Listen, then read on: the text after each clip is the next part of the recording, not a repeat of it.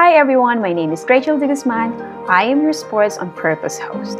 On this vlog, we will be spreading awareness on the most valuable life lessons learned and wisdom gained from playing, coaching, and participating in sports by bringing the most fascinating conversations with some of the most inspirational and insightful sports personalities in the country. Good day everyone! Welcome to another episode of Sports on Purpose. My guest for this episode is a modern visionary and an innovator in the field of Filipino martial arts. He has written articles about Filipino martial arts for Rapid Journal and has been a regular contributor for the Manila Times newspaper on practical self-defense techniques. He has made appearances in several TV sports and morning shows demonstrating the Abenir Kalis system. He authored the book entitled Eskrima Street Defense, and without further delay, the founder of the Abenir Kalis Filipino fighting system, Maestro Bong Abenir. Welcome to Sports on Purpose, Sir Bong. How are you doing? Kel, thank you for this opportunity para sa interview na ito. Opo. Kamusta naman po ngayon during pandemic? Okay naman, so nakasurvive naman tayo. Bumalik na sa dati yung mga activities, although medyo may mga ano pa rin, siyempre protocols na dapat tayong sundin, but slowly we're picking up. So for my interview, Sir Bong, I'd like to begin by asking my guests about what they think of certain quotes. And this one I prepared for you is from Miyamoto Musashi. He's written this quote on his book, A Book of Five Rings, The Classic Guide to Strategy. He's a Japanese philosopher and swordsman and strategist as well. So the quote says, "Get beyond love and grief.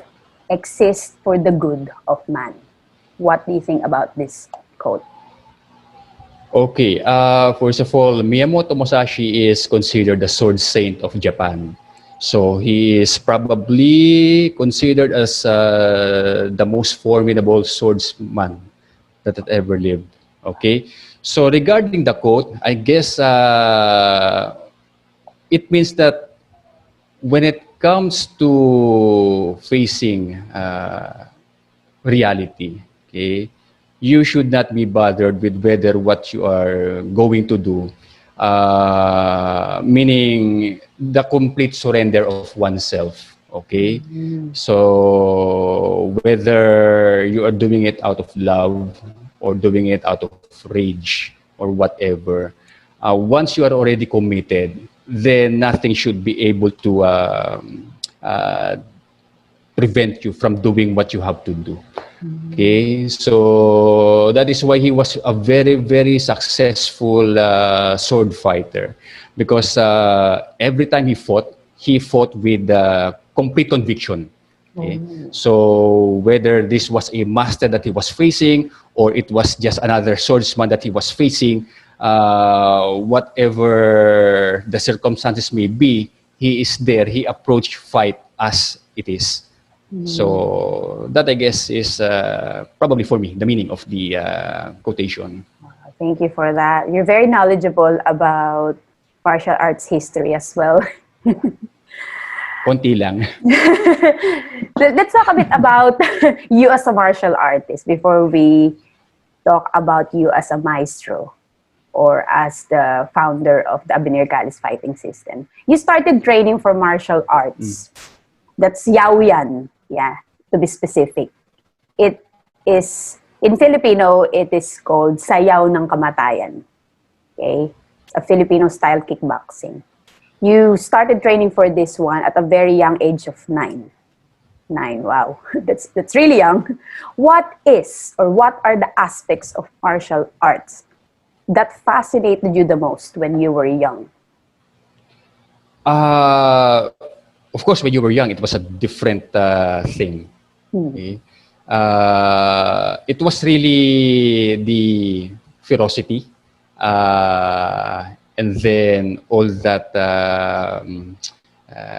flashy kicks, punches, and the different movements, which naturally for a young man would be able to express himself, okay, fully Okay, because of course we are full of energy during that time. So it was all being what do you call this?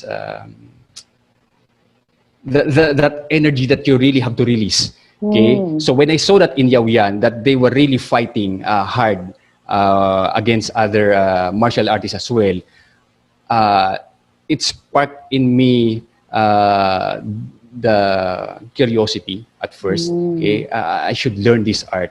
Okay, and because it's full of energy, wherein I could really use all my strength and my physical ability into the fullest, which during that time I was already aware. Okay, because I was that not the typical kind of kid that would be, just sitting around. I was always moving. I was always going here and there, running about. So I have to, at least have a direction on where to put my energy. Okay. So that is where I started to go into martial arts, because I wanted my energy not to be scattered. Okay? Doing things that are not really that relevant. Okay, so I wanted something that will direct my energy into some kind of purpose. So that's why I started. Exactly. Doing or fighting or training martial arts because of some purpose, as you said. So you're also a very kinesthetic learner. That's what I picked up from what you said. You're not the type that will just, sit and not be active. You always want to move. Yes. So you didn't stop there. You continued training and exposing yourself to other types of Filipino martial arts. You also trained under Antonio Ilustrisimo, Pedro Reyes. Yes. Yeah. Pedro Reyes, and many more legendary Filipino martial artists. What made you open yourself up to more Filipino martial arts disciplines? I mean, you could have just stuck with one type of martial arts, but what made you try out other types of Filipino martial arts or martial arts in general? Well, I'm this type of person. I'm like a sponge, wherein I will just keep on, absorbing and absorbing knowledge. Okay, so to me, whether it's another form of martial arts, if there is something that I could get from it, then I will try to absorb it. Okay, I never really wanted to just stick to one aspect of a fighting system. I wanted many kinds of ideas and concepts and techniques that I could probably get into my own system, which at the time I was not thinking about building my own system. I just wanted to learn much, okay, of what is out there in the martial arts world, and particularly in the Philippine martial arts, because even before Yaoyan, I already had an exposure to actually he's not a martial artist per se. He was just like, a thug in the streets, who had many encounters in the streets in a practical fighting way of life, wherein, of course, when you see a person that already has so many stabs and cuts all over his body, there is something about him that will spark your curiosity. How did you survive? Yes. So with that, I started trying to gain more knowledge by studying different martial arts as well. So especially Filipinos, because these are very own. And that is part of our pride. And of course, being a Filipino, I wanted to learn our own martial art. So that's it. That's fantastic. Among all the FMA, Filipino martial arts masters you've trained under, who among them has the most influence or made the biggest impact on your life? Okay. Well, you mentioned Antonio Ilustrisimo, but he was one of the most formidable Filipino martial arts master who ever lived. Okay, and again, I would like to reiterate one of the. Okay, he is not the other systems might contest, but when I say one of the, okay, meaning his life has really been dedicated to his fighting system, and he has really used his system, okay, his fighting style against others, okay, in real life combat. So there's a different thing. Sports is different, but when it comes to the application of the streets, it's way an eye opener. Okay, which my lineage when it comes to FMA started with him from Antonio Ilustrisimo, but I gained a lot more knowledge, okay, from his protege. Okay, that is Antonio Diego.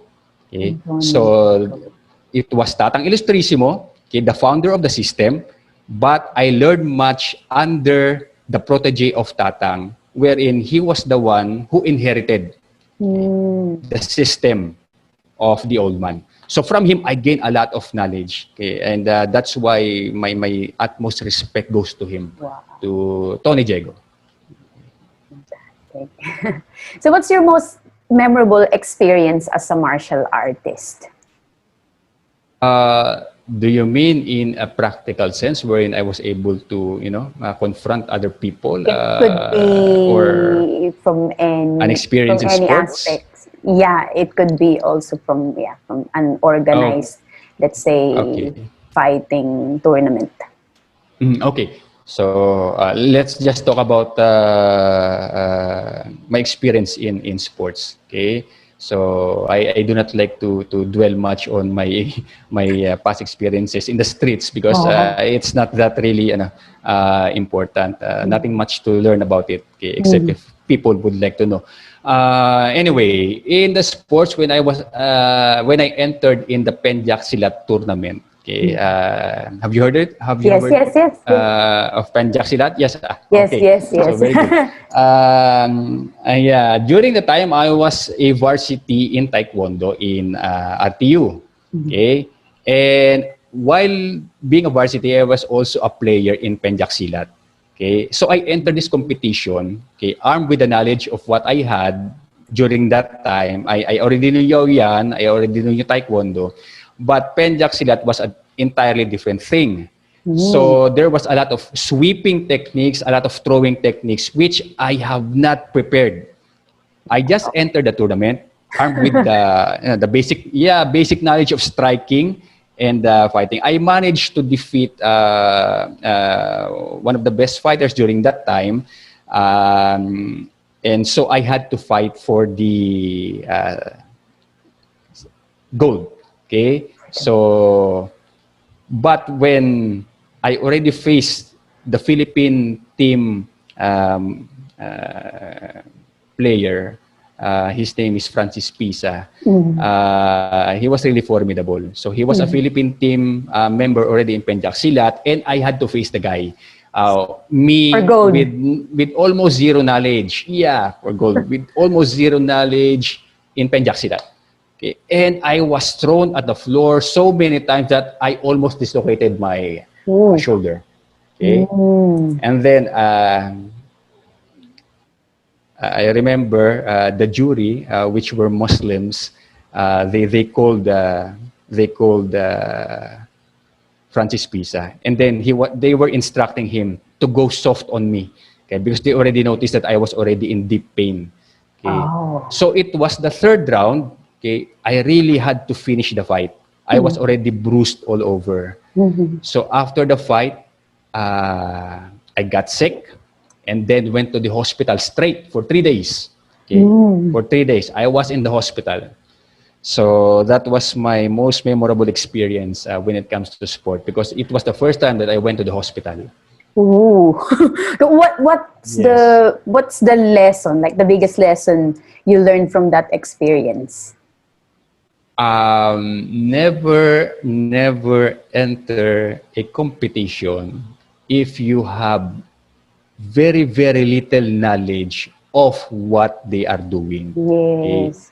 Not just because you know something, you could already apply it, which was a very, very hard lesson for me, because imagine I had to be in the hospital for 3 days 3 days. because I almost dislocated my shoulder. Yes. And it could have ended worse, right?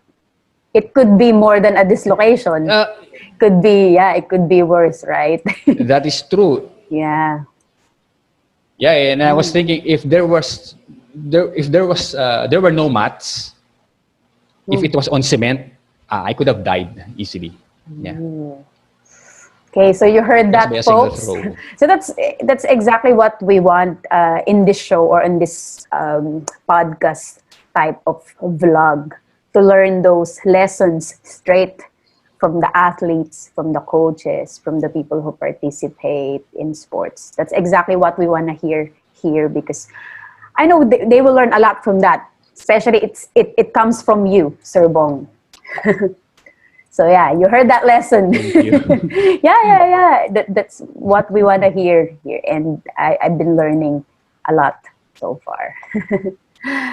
What was the? Let's talk about let's talk about martial arts in general. What was the greatest life lesson martial arts have taught you? Well, it has given me a lot of the ability to persevere. Yeah, perseverance. Okay. Because when you are training as an athlete, especially, it's either you do it or you don't. Okay. If you cannot handle the stress, okay, of being an athlete, you might as well drop it. Okay, because you will not survive. Okay? You will just end up like any other, just like what happened to me. Okay, that was an eye-opener. So I really had to persevere in order to study the techniques. Yes. Okay, of Penjasel, which I applied in my studies as well. Okay, because I thought I would not graduate in my academic studies for the longest time. I was just for 5 years. I was not pursuing my college degree. Okay, so imagine, I was just roaming around and doing nothing. Okay, just training martial arts, but really not giving time to my studies. Until such time that I decided that I will apply this perseverance that I have, that I've gained from the study of martial arts into my own studies. Yes. So although it took me 5 years to finish my 4-degree course, okay, which was PE, but because of that, I was able to do it, because that mentality, that way of thinking, it related to that particular aspect of my life. That's nice that you were able to. When I graduated, I really. Yes. So that skills, that perseverance, ability to persevere, kind of translated to your life as a student, right? Is that right? Yes. Yes. That's great that you were able to apply that to your own study, because not all student athletes are able to do that. Yes, and I sense that you strongly agree. You strongly agree with that. But I just said I strongly agree. So yeah, that's even during the time I was also working. Wow. So imagine, I was a working student, I was a varsity member, and then I was also studying. That's why martial arts really helped me a lot. Okay. So ang hirap yun, napakahirap yun. I was going at home at 12 o'clock, 1 o'clock every day in the morning, and then going back to RTU 7 o'clock, 8 o'clock, and then at 4 o'clock train varsity taekwondo. It was really something that I really value. It's also a great feeling when you know that you worked hard for something and then you actually achieve those goals that that you want for yourself. It's a value of hard work, really. I didn't know that you were working. You're also working while you were studying. ANW and Dairy Queen. Wow. Wow, that's That's unbelievable. Wow. So, we're gonna talk about Okay. you being a maestro and a founder of the Abenir Kalis fighting Mhm. systems. You're one of the greatest Filipino martial artists we have in the Philippines. Yeah, in fact, my brother, who is also a fighter, martial artist, talks very Yes, highly of Mark. you. Yes, he really idolizes you inside and outside, the Filipino martial arts system or community. Mhm. He's very excited to see this interview, actually. Uh, Hi, Mark. Thank you. So what? Yeah, yeah. So what? He still trains with you every now and then, right? I Yeah. saw some videos. Yes. Yeah. Right now, he's training with one of my yung instructors of AKS with Norman Manalili. Yeah. But every time we have the opportunity to meet, probably siguro this year, we will continue again. Yay, that's great. So what made you decide to expand yourself even more and to become a maestro? Because there are so many great martial artists in the Philippines, but maybe because of the circumstances, or maybe they're just not, because there are very few leaders, right? Or there are very few people who can really lead and Mhm. make a difference. But what made you expand yourself more, and what motivated you to start a new Filipino martial arts fighting system? Well, first of all, Rachel, the term maestro for me, although sometimes it becomes some kind of a mystical approach, okay, or connotation. But for me, a maestro is a teacher. Hmm. He's a teacher, not a master. I differentiate myself from being a master. Hmm. Master, I prefer to call God. He's the master. Okay. Hmm. That status belongs to him. Maestro, it's a teacher. He imparts knowledge. He shares what he knows according to the experiences that he or she has. Okay. So I never ever dreamt of being a master. Hmm. It wasn't my dream. Hmm. Okay, it just happened automatically that people were addressing me as such. Okay, Hmm. before I was always trying to please do not call me maestro, just call me Bong. Hmm. But people will keep on insisting. Okay, so I let go of the idea of stopping them from calling me. Okay, so anyway, but what I wanted really was to what do you call this? All the knowledge that I gained from the different martial arts systems, and then the knowledge of the masters that was handed to me, okay, I wanted to share them all. Okay, so I condense, okay, what really is working for me, huh? And then I tried to put categories. I categorize different styles, techniques. For example, this one is good for demo only. Okay, it is not for Oh. practical use. This one is for practical use, but not very good for demo. This one is plainly for cultural. For example, sometimes we will do demonstration that simulates dancing. Okay, Hmm. just like in Penjak Silat, when you see a Penjak Silat performance, they are almost like dance-like movements. So what I did was the different knowledge and things that I got, I tried to categorize them. So because of what happened yeah, in this frame, I decided to just have a name for it. Okay. Oh, okay. So I started calling it, Abenir Kalis system. Not because I wanted my name to be, attached, because for the purpose of protecting it, it is better to call it under my family name. Okay? Because if I were to name it, for example, for different martial art, others might, get the name and then be confused. Okay, so I think it wouldn't be prudent for anyone to just grab the name of Abenir Kalis, knowing that I own yes, I own the system.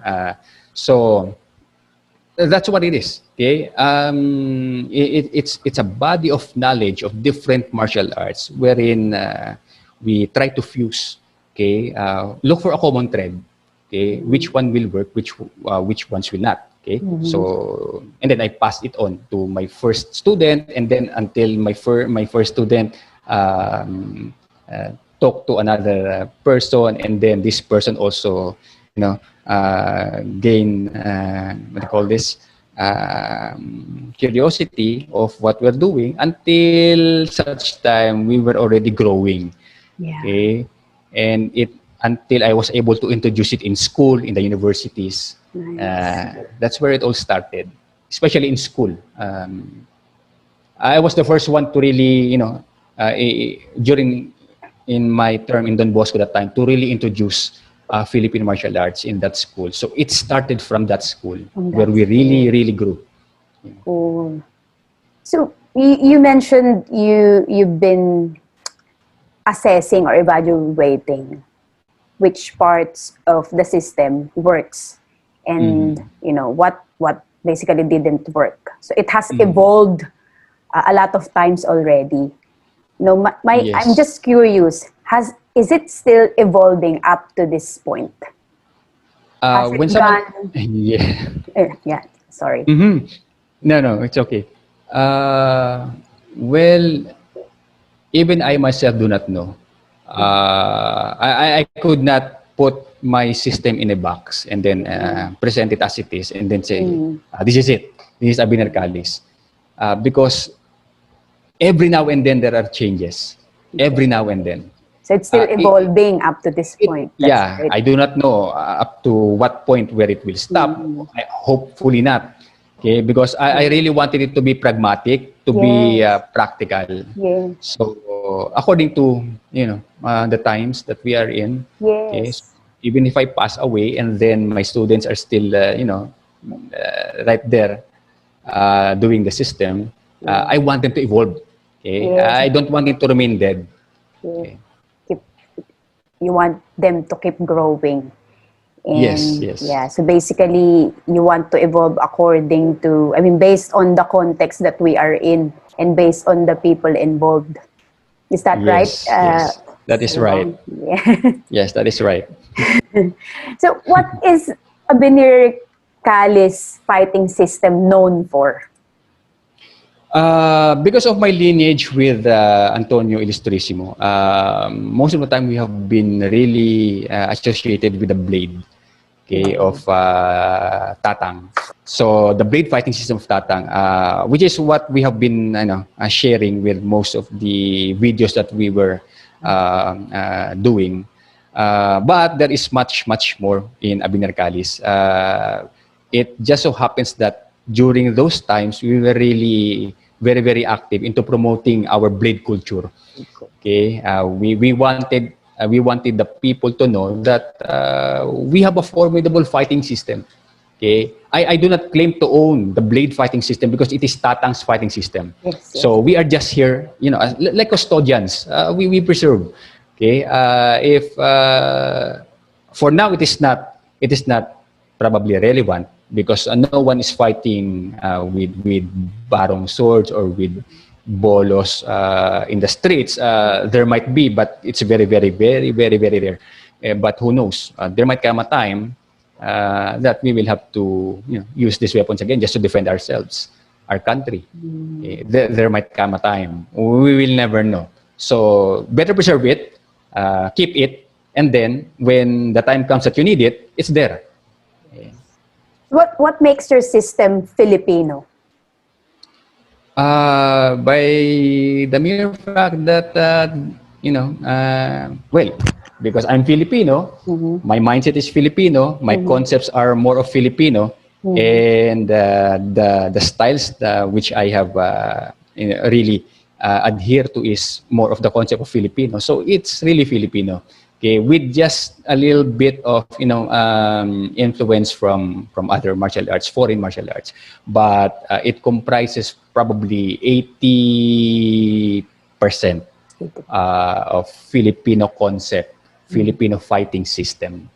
Okay, the remaining 20 are necessary things that we have to adapt. Okay, in order to grow as a martial arts. Yeah. So I'm just curious about when you say this is Filipino and the culture is Filipino. Can you just for our audience, can you just please describe in a nutshell or briefly what really is the Filipino fighting system?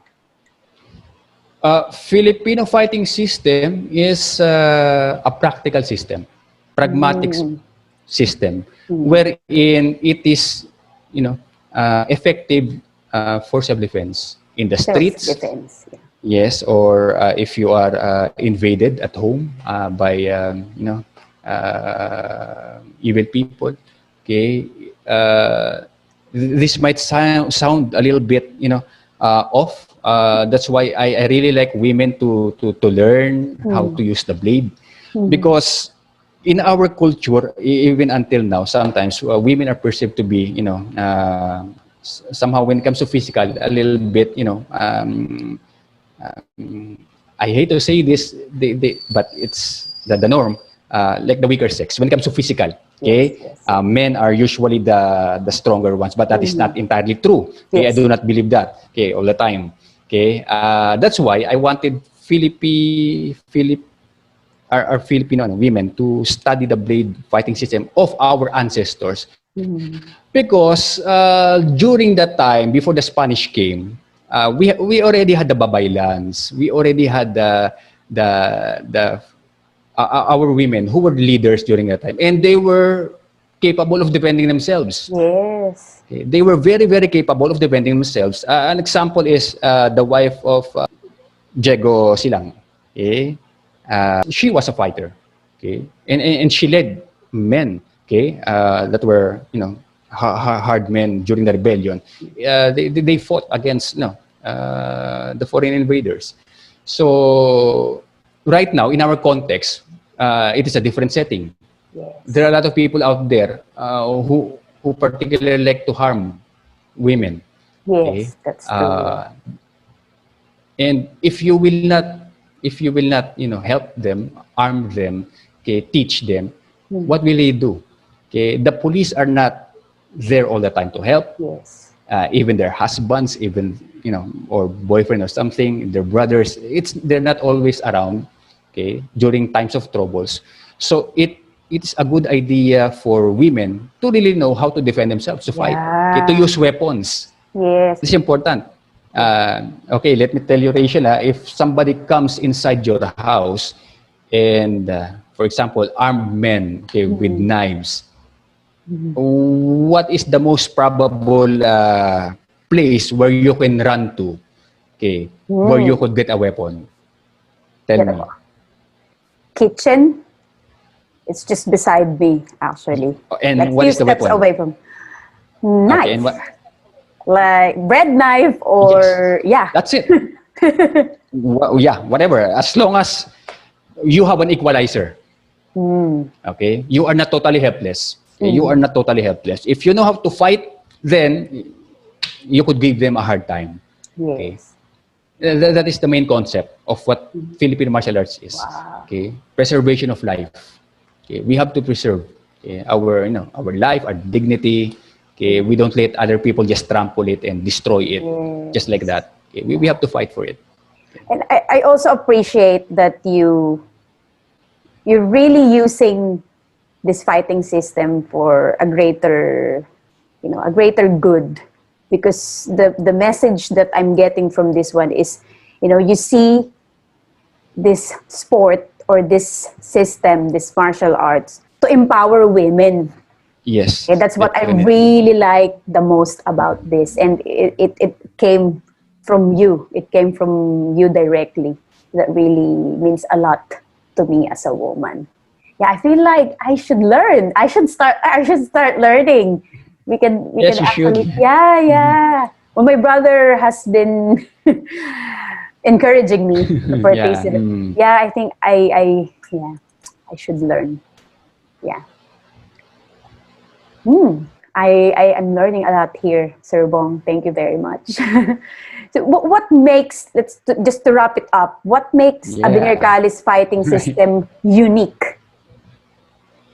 That, like, what sets it apart? What sets it apart Uh, from other, yeah, fighting system? Abenir Kalis keeps evolving. That's practically the most unique part of what our system is. It never stops evolving. Hindi siya kinakahon. Never, never. We will not box our system. If something works, we will absorb it and then try as much to assimilate it. Okay, in whatever form, even through osmosis, if we have to, keep on sticking with the person who knows that thing, and then we will keep on learning. Okay, so that when we go back to our, our family in Abenir Kalis, then we will share it. Okay, this thing could help. Okay, evolve our system. So it's more on, evolving all the time. Okay, that's the unique part of our system, Wow.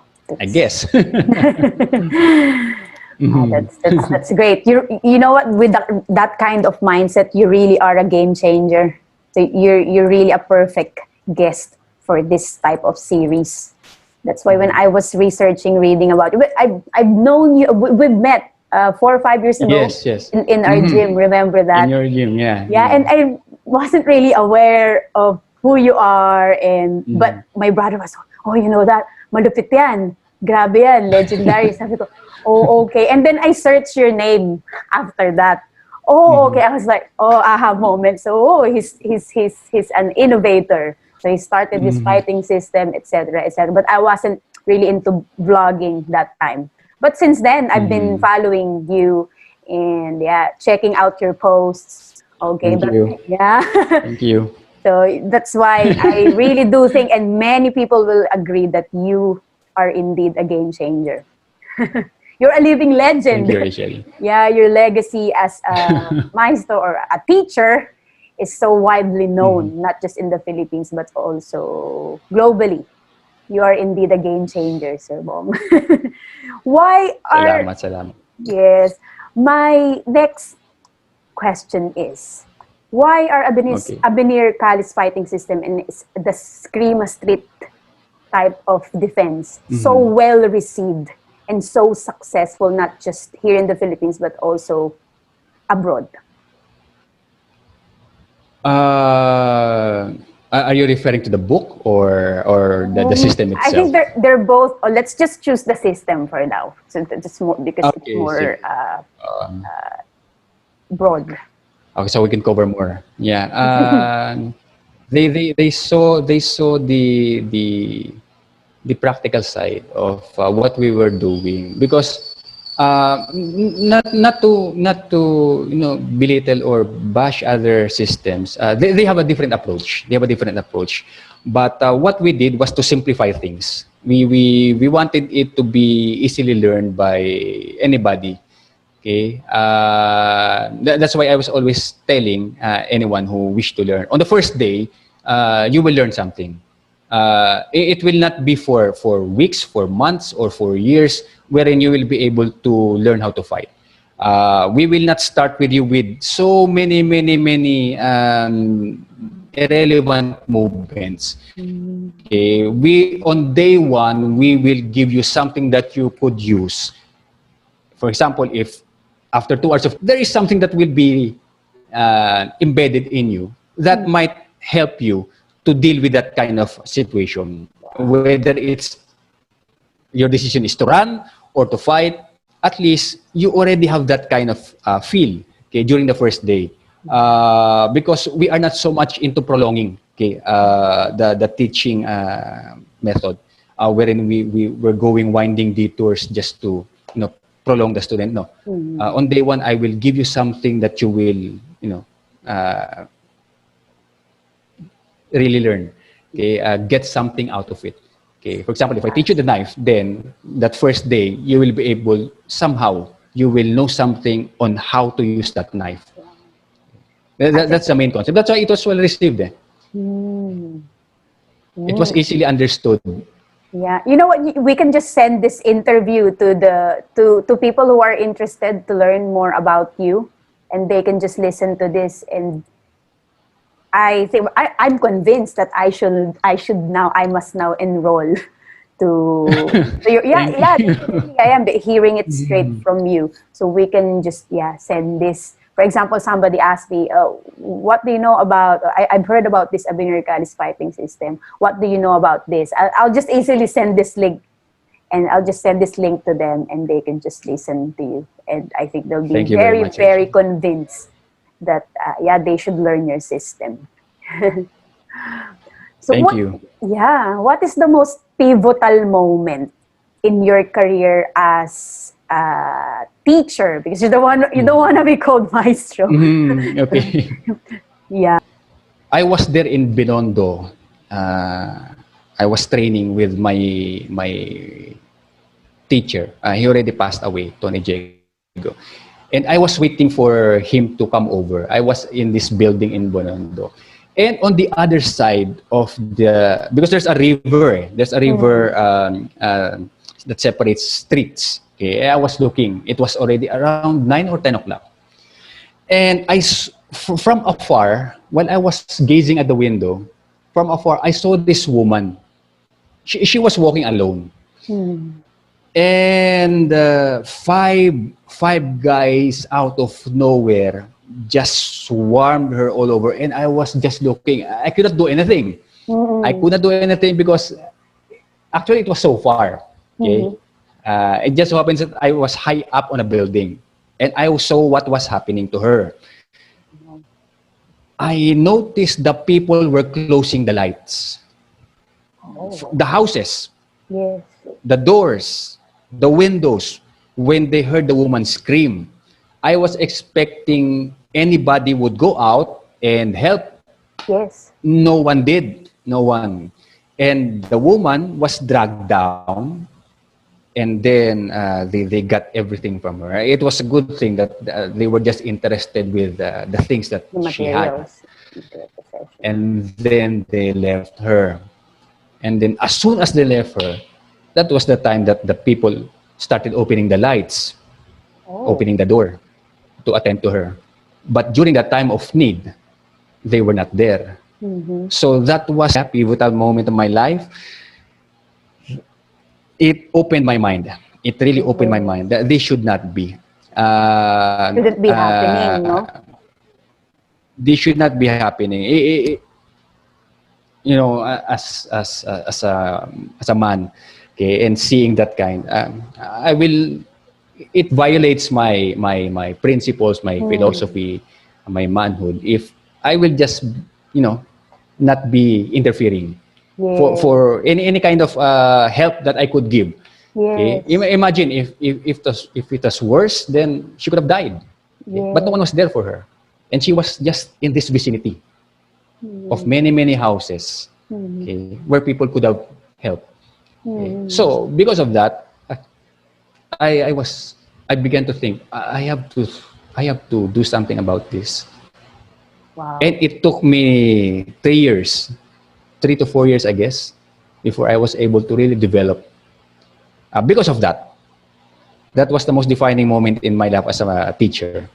And that's why all my teaching, okay, is geared toward this, helping people, not being not being famous or whatever. It's not that. It's helping people all the time. And that's why we go to barangays. We don't ask for anything. If they ask us to help the barangay tanods or the people around there to learn some martial arts, we go. Okay, and then we help. Okay, our group, that is what we do. Okay. That's probably also one of the reasons why it's so well received, because the people really feel the authenticity, the generosity that that you have and that you've been sharing with them. They really do feel that you and the people, well, your people care about them. Yes. And yeah, it really shows. The principles really shows. It shows through your actions, your teachings. That's probably why it's so well received. And like I said earlier, I am now very convinced that I should learn this system. Yeah, I'm not just saying this for, because I interviewed you, you're my guest, and I should agree to whatever or to everything that you're saying. It's not that. It's really, I really felt your passion, your Yeah, thank you. concern. Thank you. Yeah. For people and for women in particular. Yeah. You know, Rachel, it's kind of a bit parang corny, no? It's a bit corny when I start to say these things that Abenir Kalis is based on the principle of caring. Oh. Caring. It's not Or corny, love. Sir Bong. It's not. It's really not. Oo, it's really kasi not. most of the time martial arts is associated with yung parang brute force or doing it's more about caring for other people. Oh, it's not. That's why we do this. Yeah. Bayanihan spirit. Yes. Yeah. I really feel great. And I mean, I would normally do my interviews at the end of the day, and I would already feel so tired by the end of the day, but talking with you, it's just, I've been having goosebumps like every single time you answer a certain question, because your passion really shows, and it shows really how much you care about your fellow Filipinos, and it's really great to have you. Salamat. Yeah, really. I'm very blessed to be talking with you right now. Yeah. Thank you for this opportunity also. Yeah, I really hope that many people will watch this and will be inspired and will be encouraged to study your system, because they will not just learn a life lesson from here, from your words of wisdom. They could actually directly apply these skills to their own life, and to Yes. save their own lives, to protect their own lives, which is amazing. Yeah. So what aspects of Abenir Kalis fighting system, or the culture, what aspect of its culture are unseen by the community? Things that you and your assistants, let's say, or your teachers only know, but not many people know about it. The deep respect that we have among our members, brothers, sisters. You see, in Abenir Kalis, for example, if I'm going to teach anyone, okay, I let them express themselves as they want to express it. Okay, I always tell them, I'm not here to just correct you in every certain way. That's why when you see the group, we are so different from each other. Nice. Okay, because we are freely expressing ourselves. Okay, I give them the system, I give them something to work on, but they will have to do it themselves, and then they will have to express it according to how they want to express it. It's not like other martial arts system where you have to really, be boxed in a certain kind of, movement, or you copy the instructor, you copy the founder as it is. Okay, no, I do not want them to follow or to imitate me. Yeah, that's Be why, yourself. that's why Yes, you're such freedom. a game changer, grabe. And you encourage your people to be creative. Yes, be creative. Yeah, Be yes. creative. Yeah. If they have their own technique that they could inject into their own, Nice. whatever they want to do, then I tell them, go, go, go. Sorry, I'm having some goosebumps again. Let's show the audience. I can't believe that I'm hearing this from you. I just can't believe I'm talking to a living legend like you. It's just, wow. This is really Thank you. life-changing. I'm speechless most of the time, as you can see. I was about to say something, but then I'm just, still processing what you just said. I'm just speechless most of the time. Wow. What are your biggest struggles in terms of making the community or the system grow even more? Sometimes we are still, Abenir Kalis is known already, but we are not that well known as compared to other, Filipino martial arts systems. Sometimes we see that the more flashy techniques that you do, the more the people would appreciate it. So sometimes we are torn between what should we do? Do we maintain our practicality on the streets, or do we have to, do these things in order to entice other people, and then later on probably lead them towards what we are really doing? So that is one of the struggles that we have. Okay, trying to balance this. That's why we are trying to show it in different aspects. We have self-defense. We have the cultural aspect, where sometimes even if I'm having a hard time already doing this, I'm almost like simulating a dance. Okay? But I'm not a very good dancer. But because some type of people, they are geared towards this kind of movement, especially the schools, then I really have to show them, okay, in a dance-like manner, devoid of the violence and everything. Okay, so it's just plain for cultural presentation. So, and then other people who are martial artists might misinterpret what I'm doing while watching during that kind of demo. Say, what is he doing right now? That's not practical. Well, that's what we're trying to balance. Okay, there's practicality, there is cultural, and there is traditional. Okay, when it comes to traditional, it our beliefs.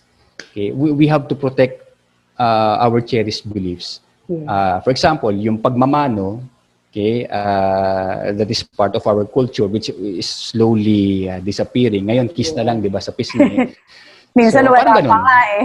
Minsan wala pa nga, okay. Minsan wala pa nga. So, parang ganun. We try to maintain that. That's why when we see an elder who comes, for example, to practice, even if he's just there to practice, mas matanda siya, then magmamano. Okay, just to maintain that respect, that tradition that we have. Okay, and we also hindi namin kinokontra yung mga beliefs ng mga matatanda. Okay, just of respect, course, no? yes, we don't disrespect them by openly telling them that is not anymore relevant for today. What kind of belief? No. We try to absorb what they're telling, kasi lahat yan may aral eh. Yes. Okay. Even the myths, whatever it is, may aral yun eh. I don't treat the myth as, it should be discarded because it is not true. No. You learn something from that myth. Okay? Na yung sinasabi ng matatanda. Okay? Just take it from there. Okay? Then you will learn something. Okay? So these things, it must be preserved. Okay? Galing. Galing. Your perspective. Sobrang galing, Sir Bong. Ang galing. Talagang you see people equally, no? And you know, you're aware that there is really something we can learn from different people regardless of age. Yes. And regardless of where they come from. Mm-hmm. I really like that. We're now gonna talk about your book. The book that you authored, the Eskrima Street Defense. Could you just, for people who are not yet aware of this book, could you just please tell us a bit about this book that you authored? That book was published at around 2013, I guess.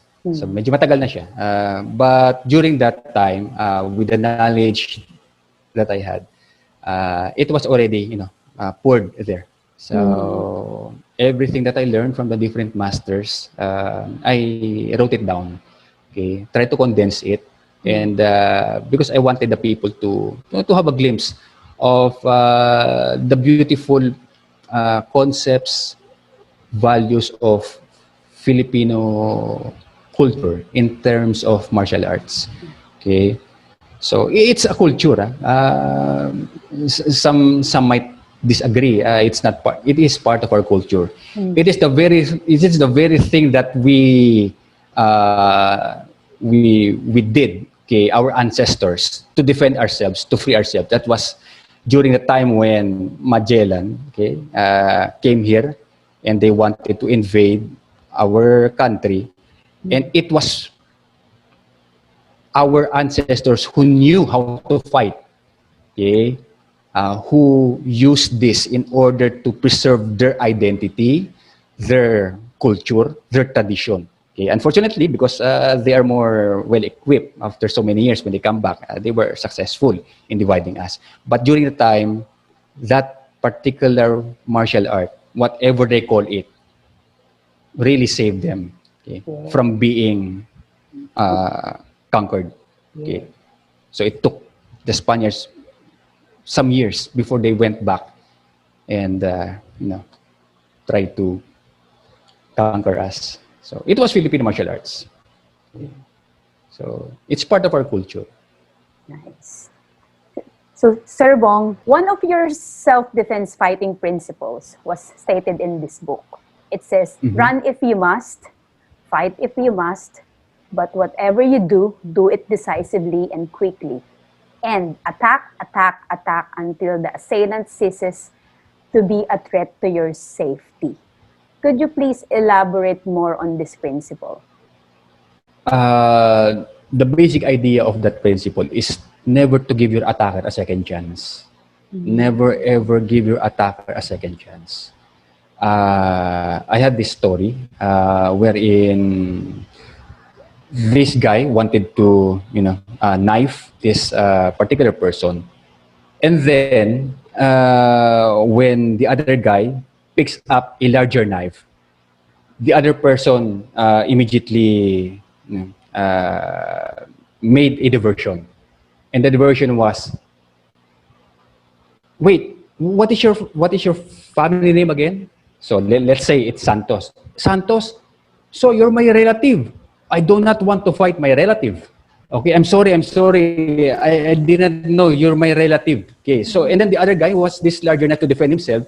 Assumed that it was already a done deal, that the fight is already over. So they shook hands, and once he shook his hands, okay, because he returned his weapon to where it was, the other guy started to do what he really wanted to do, which was to attack. Okay, so because he was not aware, okay, he was deceived. Okay, and the other guy, who supposedly didn't have a chance to fight against his larger weapon, had an advantage suddenly. Okay, because he kept his own weapon. Okay, so in that sense, in that setting, first, never be deceived, okay, by your assailant or by your opponent, and then if you already gain the upper hand, okay, make sure that he or she will not be able to retaliate back. Okay, it doesn't necessarily mean that you have to terminate or kill the person. That's not the idea. Okay, make sure that you will be safe, or your family will be safe after you have gained the upper hand. Okay, for example, if you really have to tie her up, or you have to, okay, in order to prevent that person from harming you again or harming the people you love. Okay, so because there are times when people stop because they already gained the upper hand, and then the guy who was the previous attacker suddenly said, "Oh, tama na, I don't want any more of this." Okay, and then when he turns his back, immediately attacks. Okay? And then over. So this is the idea of the principle. Okay, make sure that when you defend yourself, when you start to defend yourself, make sure that you will defend yourself properly. Okay, not haphazardly. Okay, never do that. Okay, make sure safe ka talaga. Okay, run if you must. Okay, if it is beyond your control. If he is carrying a larger weapon or a firearms, if you can run, then run. If you have no recourse, then decide to fight back. Never on the gray area. Because if you just raise your hand and makaawa ka, okay, many people died that way. Begging. Never beg for your life when it comes to this kind of people. It's hard to say this, but it's better to die fighting than to die surrendering. That's it. Yeah. That could also translate to other aspects of our lives, not just in martial arts, I think. That's why I think people who are not really into martial arts, if hopefully they will hear this conversation, they will be able to use that principle as well. Just keep fighting. Don't just give up, right? Yes. So up to the last second, you keep fighting. I can apply that in my own running. So even you just go until you cross the finish line, just keep going, keep fighting. Even if you're out of gas already, then just that second wind. Yes, second wind. Yes, the second wind. Yeah. Absolutely. No one really knows what may happen to people when they go outside their houses, but even inside their houses. Like, times are really uncertain, especially nowadays with the pandemic. Yeah, that is true. Yes, unfortunate situations in the streets or mga akyat bahay, pasukin ka sa loob ng bahay mo. No, we don't really know. Eskrima Street Defense book is written primarily in response to the need of practicality when facing armed or unarmed attackers. For you to be able to come up with practical solutions and approaches, I'm sure you went through a lot of processes, psychological process, to develop a great understanding of what goes inside an attacker's mind. Yeah. Could you please tell us something about, or could you please elaborate on this processes that you went through? Before I took up physical education, the formal course, I first entered into psychology. So it was on my third year where I decided to shift because I was more involved into sports. So I shifted from psychology to PE. Okay, but during those years where I was studying psychology in RTU, we were studying, of course, human behavior. Okay, and I was particularly interested in what the criminals were doing. That's why sometimes we would interview people who were, doing such things. So there was a time when I met this guy and I interviewed him. I knew what his life was during that time, and then I tried to look deep into his way of thinking, on how he sees other people, okay, on how he selects his victim. So that is where I learned that for example, if there's a group of people walking about and he knows who will not give him trouble. So he would rather choose a person that would not be fighting back rather than someone who he feels that he will have a hard time. So that is the psychology of what do you call this? The way people walk, the way people behave themselves on the streets. Okay, mind you, these people are very knowledgeable when it comes to understanding human behavior. because And they know they body really, language, no? yes, they are able to choose their victims. Okay, they know exactly what kind of people they are looking for. So most of the time, people are thinking that if you are a thug, looking like a thug, or they will avoid you. Yes, they would. They will be picking on someone else.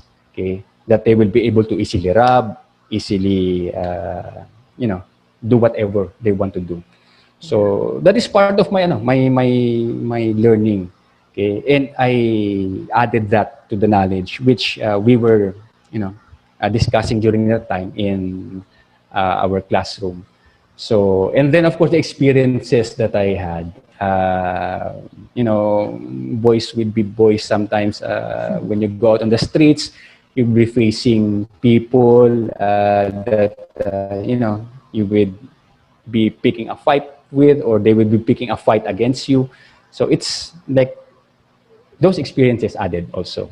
Okay, I would not like to share the others because it's something that is not worth sharing anymore. Anything that is violent, I guess, in part of my life, that's already on the back burner. Okay. Anyway, those things help. Okay? And then the experiences of other people, my other students. Okay? I asked them what happened during the fight. How did you deal with it? And then I will try to think about it, and then I will write it down. Okay, when I go home, sometimes I would wake, 12 o'clock, 1 o'clock in the morning, because something came into my mind. I remember our talk, and then I will write it down, and then I will try to analyze. Okay, so from there, the book took off. Fantastic. Wow, these are really based on real life experiences. That's great. It's what makes it so effective and so well received by so many people. Yeah, I guess. What practical life lessons are people missing if they don't read or study the Eskrima Street Defense book? The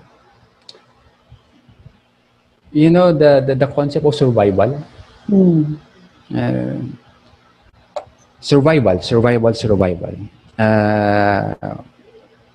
Even if you are already, pinned on the ground, helpless, you have got to do something about it in order to survive.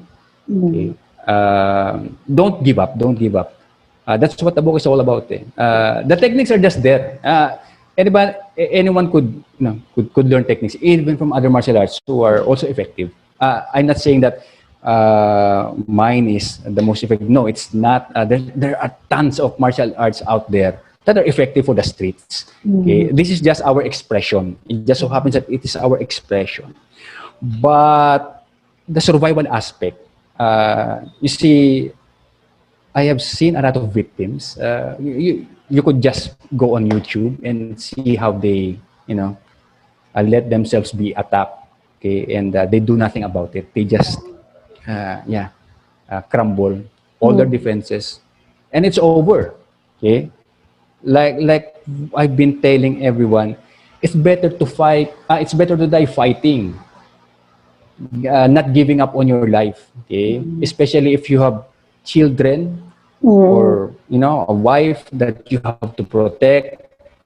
Do everything, exhaust everything that you can, and that is learned by really training such scenarios. Okay, yes.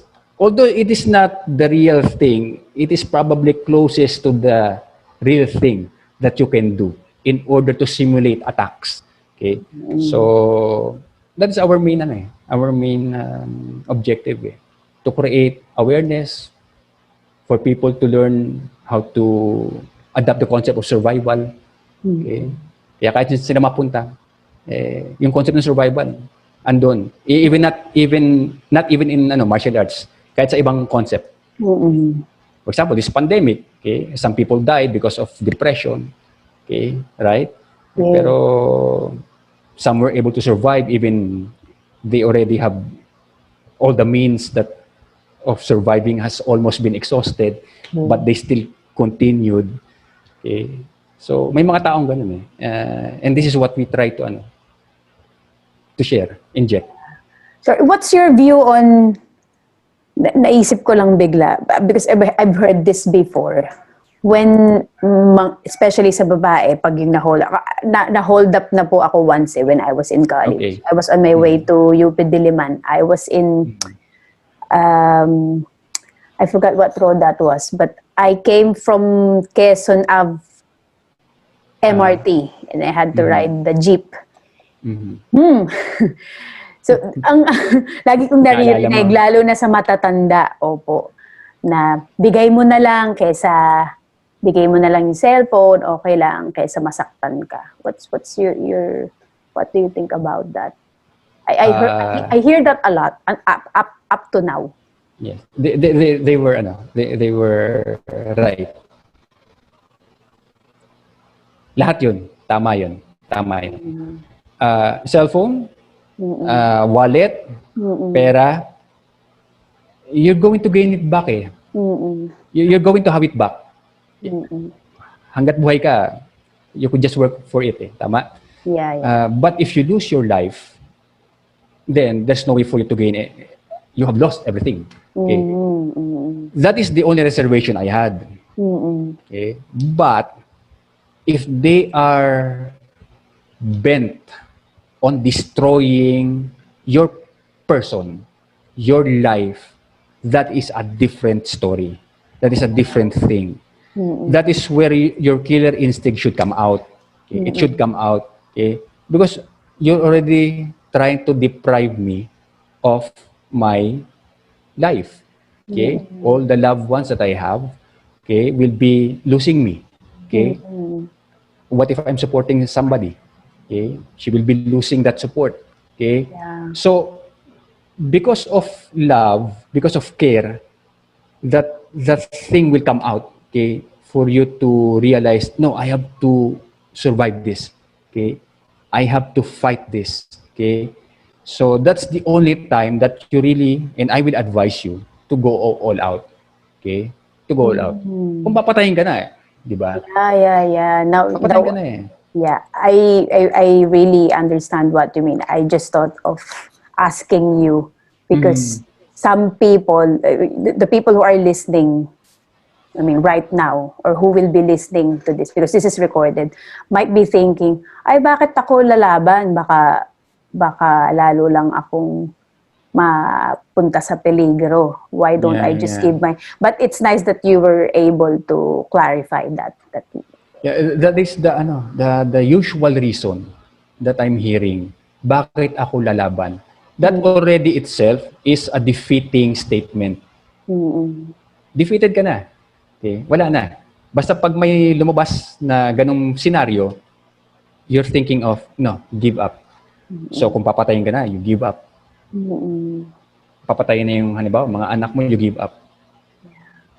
Yeah, I understand that. Yeah, you made it very clear. Thank you for that. You have to, yes. Thanks, Sir Bong. Grabe dami ko natututunan dito. Thank you, Sir Bong. So let's go to some social issues that, not just the Filipino martial arts community, let's say, face or sometimes struggle with, but also, I think other sports also face these social issues. Okay. I picked specifically the colonial mentality issue. I asked my other game changer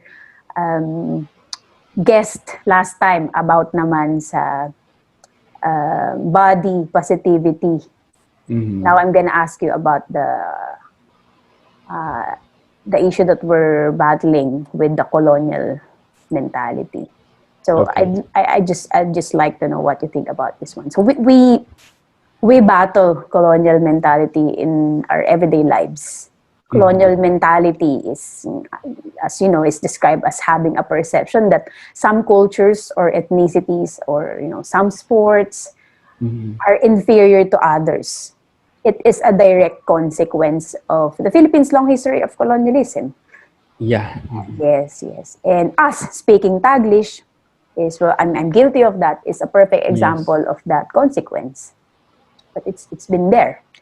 Have you, speaking of colonial mentality, have you come across certain people who belittle our very own Filipino martial arts systems? If yes, how did you deal with that? All the time. Oh, wow. All the time. Even until now, all the time. All the time. So there was a time that I would keep on defending myself and our culture, of course. But now, because I have already written something about it as well, then I just give them the article. I think I still have it. I do less talk now when it comes to that. But since you brought it up, okay, colonial mentality is only bad if you are not anymore really looking into our own culture, tradition, and our what do you call this? What makes us Filipinos? Even though the term Filipinos, it should not be our original term, right? Yeah. Because we should not be even called Philippines. Dapat sana eh. Okay? It was just given to us by the Spaniards. So under King Philip. King Philip, yeah. Yeah, oo. Kaya nga, I was reading one time, parang dapat ang tawag daw sa atin ni Maharlikans. Yes, Something like that. I've come across that information as well. Nagustuhan ko yun. Maganda yung concept, maganda yung idea. If that is possible, then maybe, why not? Okay. But, ako kasi lahat naman tayo guilty. We are all guilty. By our shirt, by our pants, by our shoes, there is a touch of colonialism in that. Yes. Okay? Mas preferred natin yung shoes na... Kasi minsan, sa totoo, minsan, mas matibay eh. Yes, I agree with you. Yeah, okay? Hindi natin masisisi. Oo. Kasi minsan may mga gawa tayo na dahil meron tayong ganitong ugali eh. Pwede na yan. Yes. Okay na yan. Then you present it to the people and then you're trying to say, buy Philippine made. And then when you buy it and wear it, after 2 or 3 days, sira na. Yeah. So, I guess siguro it should come first with how we do things muna. Yung pagiging industries muna siguro ng mga Pilipino. Okay. Ayusin natin gawa natin. Okay. Para ma-regain natin yung trust ng karamihan ng mga Pilipino. Even in Filipino martial arts kaya nga iba gusto martial arts na foreign kasi nga the others when they present Filipino martial arts medyo may tanong. Will it work? Is it doable on the streets? Bakit parang puro dancing yata ang nangyayari? Bakit puro hampasan lang? Wala naman depensa eh. Asan yung self-defense? Ba't pag walang stick, wala na silang magawa? Okay? Yeah. Bakit pag wala na yung weapon nila, parang wala na. Most of the time, we are walking on the streets without weapons, especially as a nation wherein hindi pa naman talaga tayo allowed na mag-carry ng mga weapons openly. Okay? So, we usually walk with just basically our hands and feet. Wala na. Okay? So, kaya yung iba, they are attracted to, for example, Brazilian Jiu-Jitsu or Thai boxing because it's more of talagang magamit nila ay outright. Okay? So, that is part of it. And then, siyempre, ako wala naman akong problema sa pagsalita ng English. Although I'm not proficient, may konti lang alam. Pero, ang napapansin ko lang, halimbawa, yung iba, kapag nagsalita ng English, medyo naging barok, masyado nang pinupuna. Okay? Bakit hindi natin ginagawa yan sa ibang mga bansa? For example, let me give you an example, Japanese. When they come here, and then they try to speak English, those who are not very well versed in English, they will speak in a tone and in a manner which sometimes is very hard to understand. But sasabihin natin, oh yeah, I understand you, I understand you. Okay lang sa atin. Okay? Pero pag Pilipino ang nagsalita, nagkamali lang yan ng kahit diction lang. Yeah. Ano ba naman ito? Di ba? Bakit ganun? Ang pangit naman ng diction niya. Di ba? Mali-mali yung grammar. Bakit ganun? That is what colonial mentality is really all about eh. Yung you are trying to belittle your own, okay, when it comes to this kind of dealing with fellow Filipino people. So, may iba kasi mali ang interpretation eh. English ka ng English, mga Pilipino naman tayo. There's nothing wrong with that. Okay? Wala mang masama. Jose Rizal, di ba? Siya nga mismo eh. Ano sabi niya eh? Ang hindi magmahal sa sariling wika ay mas mabahaw pa sa malangsang isda, tama? Yes. Okay, mas masahol pa sa malangsang isda. Okay. Pero he himself is what? Multilingual. Yes. So, tama? Wala namang ano dun eh.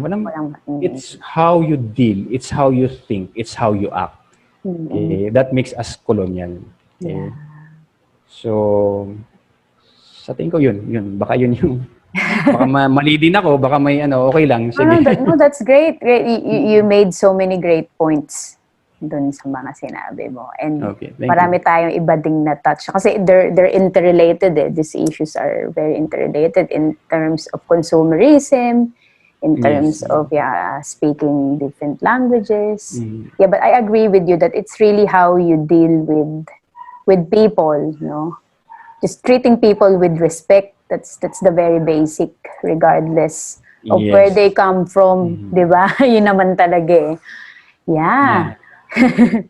So let's just sum it up. What's your message to let's just limit it to the Filipinos for now. Okay. To your fellow Filipinos who still do not have the appreciation of our very own martial arts and doesn't have the appreciation of, or do not appreciate Philippine athletes in general. First of all, when it comes to Philippine martial arts, try it. Just give it a try. Okay? Kahit na mag-aral kayo ng basic man lang, at least you gave it a try. Okay? It might spark something eh. So ayoko munang biglang, di ba, you learn the whole course. No. Kahit konting-konti lang, baka may mag-spark eh. And then it might start from there, your love for Philippine martial arts, because it is so embedded into our human psychology, human psyche as Filipinos. Kasi connected siya sa atin. We are a blade culture in fact. Okay? Kasi tayo naman talaga, farming talaga tayo rito eh, di ba? Dapat nga, yun ang maintain natin eh. Pero siyempre, dahil nauubusan na yun tayo ng lupa, nawawala na yung mga ganyan So, the blade itself is very much a part of our lives. Okay? Because this is the tool that we use every day. We encounter every day. Okay? So, this particular tool can be used as a weapon or it can be used as something that is useful for other things. Okay? But you have to understand the value of it when it comes to defending yourself. Okay? Yes. Yung athlete in general, supportahan naman natin. Okay? Alam ko na mahilig tayo sa players na medyo mas sikat. Well, that's fine. Okay lang naman yun eh. Pero sana, when our athlete comes to us and asks for our help, yung mere na support lang, yung pumalakpak sa kanila, that is more than enough to really boost their confidence, their energy. For example, sa SEA Games, di ba? Pag merong gathering doon, be there. Pumalakpak ka, mag-cheer ka sa kanila, that's more than enough They don't expect much Okay? That's all they want from our fellow Filipinos Hindi yung sasabihin na mga atleta, wala naman yung mga atleta natin, mahina naman yung training ng mga yan. Yeah, I still hear those things from people na nakakalungkot. Sobra. Yes, hindi na. Dapat hindi. We give them the support that they need. Okay? Manalo, matalo, dapat genuine. Yung sasabihin natin na you did your best. Dapat genuine yun. Kasi yung iba, hindi. Okay yan. Importante, Pilipino tayo. No. Minsan kasi fake eh. Dapat genuine yung yung pagtrato mo sa kanila na atleta, pinaghirapan nila yun. Be sincere, no? Sometimes. Yes, be sincere. Grabe, this is like so many life lessons wrapped into just one interview. This is really amazing.